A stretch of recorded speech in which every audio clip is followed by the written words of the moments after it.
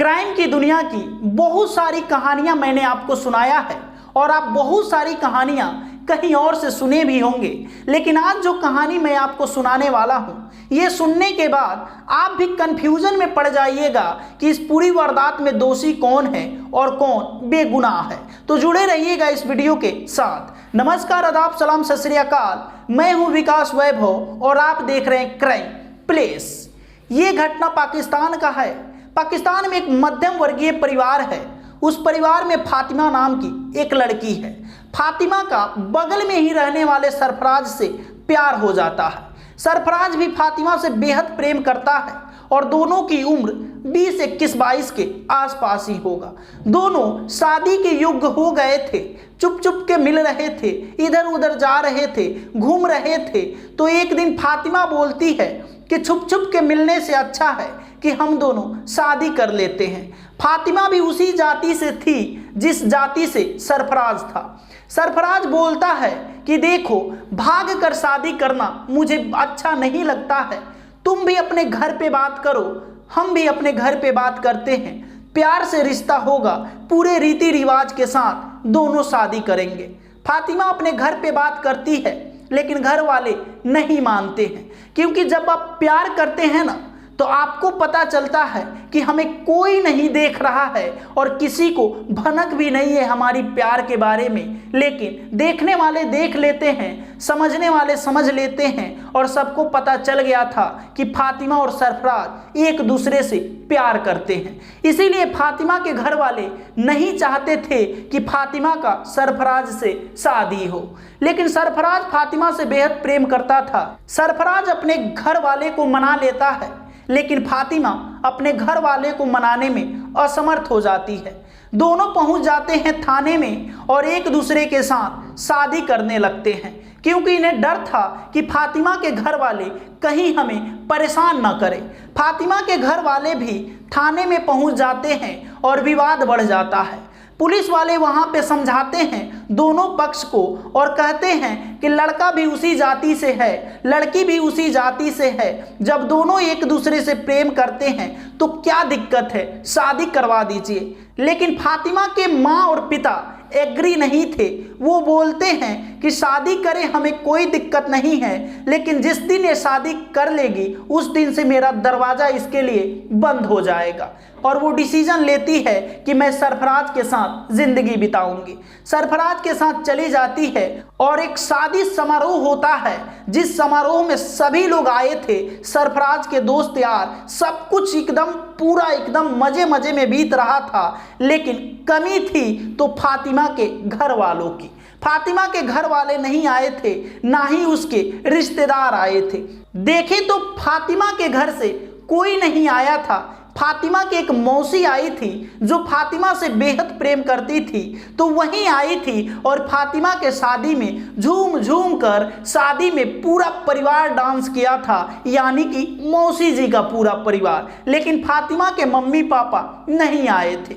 शादी समारोह बीत गया, सभी लोग अपने अपने घर चले गए। जब 2 साल बीता तो फातिमा गर्भवती हो जाती है और एक बेटे को जन्म देती है। बेटे को जन्म देने के बाद फातिमा फरार हो जाती है। फातिमा कहाँ गई किसी को पता नहीं चल पाया, क्योंकि फातिमा सरफराज से प्यार करती थी। ये तो सवाल ही नहीं पैदा है कि फातिमा किसी और लड़के के साथ भागी हो, क्योंकि फातिमा एक दूसरे के साथ लव मैरिज किए थे।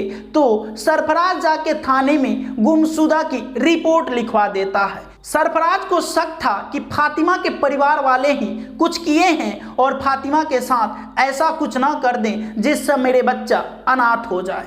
शादी होने के बाद एक ही रिश्तेदार था जो सरफराज के घर यानी कि फातिमा के ससुराल आया जाया करता था। वो फातिमा की मौसी थी। तो फातिमा की मौसी पहुंच जाती है सरफराज के घर और बोलती है कि बाबू ढूंढिए कि कहाँ गई फातिमा।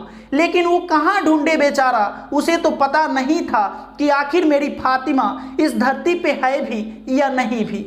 लगभग 1 साल बीत गया। जो छोटा सा बच्चा था वो बच्चा फातिमा की मौसी अपने घर लाती है और उस बच्चे की लालन पालन करने लगती है। मौसी जी की एक बेटी थी, वही फातिमा के उस बच्चे का लालन पालन करती है और वो बच्चा जब 1 साल का हो जाता है तो फातिमा की मौसी फिर पहुंच जाती है सरफराज के घर और कहती है कि बाबू अब आप शादी कर लीजिए, क्योंकि मुझे नहीं लगता है कि फातिमा जिंदा है। अगर जिंदा होती तो मुझसे मिलने तो जरूर आती, या कोई ना कोई सुराग या कोई ना कोई खबर तो आ ही जाता कि फातिमा यहाँ है या उसके साथ कुछ हुआ है। मुझे लगता है कि फातिमा के मम्मी पापा उसके साथ कुछ कर दिए हैं और फातिमा अब इस दुनिया में नहीं है। बहुत समझाने के बाद सरफराज किसी और लड़की से नहीं, जो मौसी जी की बेटी थी, उसी से शादी कर लेता है। जब दोनों का निकाह हो जाता है तो मौसी जी की बेटी जिस बच्चे का लालन पालन की थी वो लेकर चली जाती है सरफराज के घर और दोनों पति पत्नी के रूप में जिंदगी जीने लगते हैं। शादी के 1 महीना भी नहीं बीता था तो फातिमा पहुंच जाती है और अपने हस्बैंड यानी सरफराज से कहती है, मेरा बच्चा मुझे दे दो, मुझे तुम्हारे साथ जिंदगी नहीं बितानी है। सरफराज के पैरों तले जमीन खिसक जाती है कि आखिर ये क्या बोल रही है। सरफराज बोलता है कि तुम कहाँ थी इतने दिनों से? तो वो फातिमा बोलती है कि बहाने मत बनाओ, थोड़ी देर मैं तुम्हारे नज़र से दूर क्या हो गई तो तुम शादी कर लिए। फातिमा उस पर बरसने लगती है, उसे बोलने लगती है और कहती है कि मेरे बच्चे को दे दो, मैं अब इसके सहारे ज़िंदगी जी लूँगी। आखिर फातिमा ये सब क्यों की थी? तो ये सुनने के बाद आपके भी पैरों तले ज़मीन खिसक जाएगी। जब फातिमा के मम्मी पापा फातिमा का साथ छोड़ दिए थे तो इसकी मौसी इसकी साथ दे रही थी, और मौसी जब भी फातिमा से मिलने जाती थी तो पूरे परिवार के साथ जाती थी। यानी कि मौसी की बेटी होती थी, मौसी का बेटा और मौसा जी पूरी परिवार के साथ जाती थी। और मौसी का बेटा यंग था, उसकी भी उम्र 22 साल की थी। देखे तो आते जाते जाहिद को अपनी ही बहन फातिमा से प्यार हो जाता है, और ये दोनों जब फातिमा के हस्बैंड सरफराज घर पे नहीं होते थे, ड्यूटी पे होते थे, तो जाहिद उसके घर जाता था। कोई शक भी नहीं करता था क्योंकि दोनों भाई बहन थे, भला कोई कैसे इन दोनों के बारे में गलत समझेगा। लेकिन ये दोनों कब एक दूसरे को दिल दे बैठे किसी को भी भनक भी नहीं लगी। जाहिद जाता था और अपनी ही बहन के साथ शारीरिक संबंध बनाता था। दोनों में जब बेहद प्रेम हो गया तो बोलती है फातिमा कि हम दोनों को भाग जाना चाहिए, लेकिन वो दोनों नहीं भाग सकते थे क्योंकि फातिमा गर्भवती हो गई थी। फातिमा के पेट में बच्चा पल रहा था, इसीलिए वो इंतजार कर रहे थे कि जैसे बच्चा की पैदाइशी होगी हम दोनों फरार हो जाएंगे। और ठीक वैसा ही हुआ, बच्चा की पैदाइशी हुई और 10 दिन बाद ही फातिमा अपने भाई जाहिद के साथ फरार हो गई। फातिमा पाकिस्तान में ही रूम लेकर अपने भाई जाहिद के साथ रहने लगी, यानी कि शौहर के साथ। अपने शौहर के साथ रहने लगी, इंजॉय करने लगी, मस्ती करने लगी। और यहाँ पे फातिमा का पहला पति परेशान था कि आखिर मेरी पत्नी गई तो कहाँ गई। गुमशुदगी का भी रिपोर्ट थाने में लिखवा दिया कि मेरी पत्नी को कहाँ कोई गुम कर दिया, यानी कि मेरे ससुराल वाले ही मेरी पत्नी को कहीं मौत की नींद तो नहीं सुला दिए।